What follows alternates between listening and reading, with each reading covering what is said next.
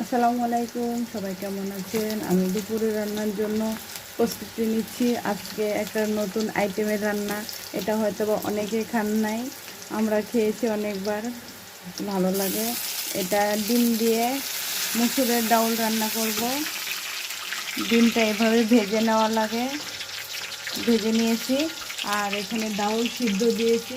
তারপরে এখন সব কিছু তেলের মধ্যে দিয়ে দিব, মশলা টশলা যা লাগে সব দিয়ে দেবো। এভাবে কষিয়ে নিব কিছুক্ষণ। কষানো হয়ে গেলে তারপরে ডাউলগুলো ঢেলে দিব, ঢেলে দিলাম, ঢেলে নেড়ে চেড়ে দিব। এখন নাড়াচাড়া করে এখন পানিটা ঢেলে দিব।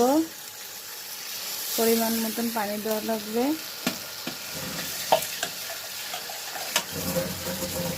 আপনারা এভাবে রান্না করে খেয়ে দেখবেন, অবশ্যই ভালো লাগবে। ডিম সিদ্ধর থেকে এভাবে ভাজি করে রান্না করলে ভালো লাগে। এটা আমাদের ফ্যামিলি সবাই পছন্দ করে।